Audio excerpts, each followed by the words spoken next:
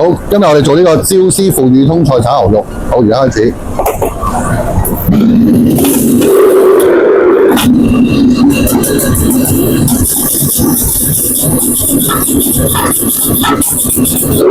好啦，咁我哋而家燒紅嘅喎，拉咗啲牛肉先。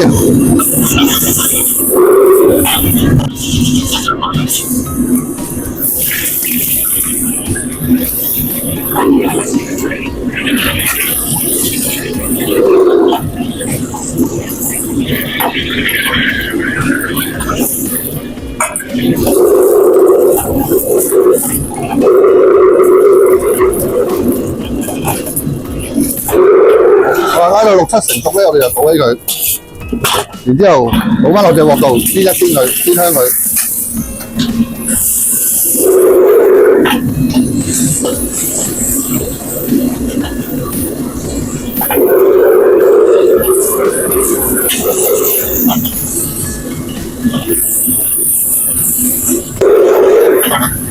我知道啲牛肉有少少焦咧，咁就得噶啦。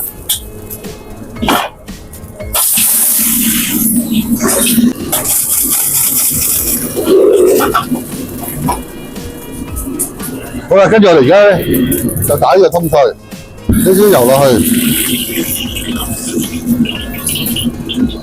跟住就落滾水。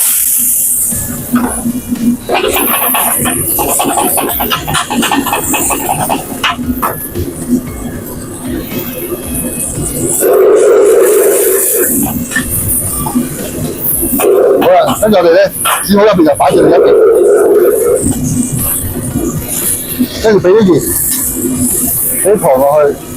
打菜嘅過程咧，通菜千祈唔好落味粉喎，如果唔係咧，啲通菜咧就會黑嘅。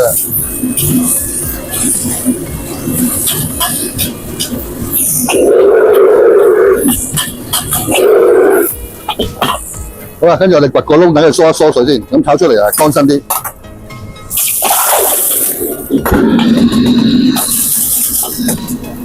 好啦，而家我哋爆一爆個料頭，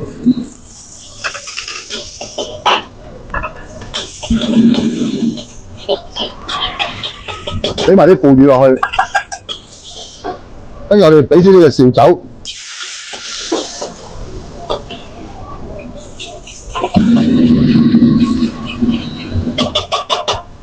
落埋啲菜。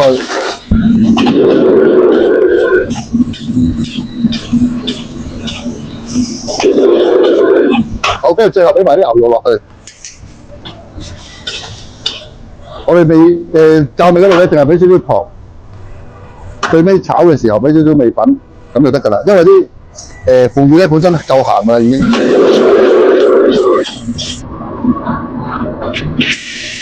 最後揦附啲小生粉，跟住開火扯翻香佢。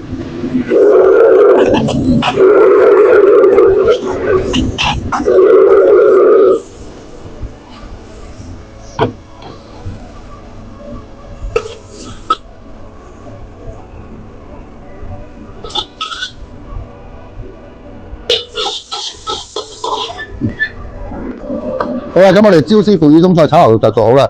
咁我哋拉牛肉嘅時候咧，一定唔可以過籠啦，後尾要倒翻落鑊度煎一煎佢，等佢香啲啦。咁通菜嗰度咧，我哋就打菜嘅時候一定唔好落味粉，如果唔係咧就會黑㗎啦。咁炒嘅時候咧可以落少少嘅，咁最後就揦一滴粉啦，等佢乾身啲啦。好，多謝大家。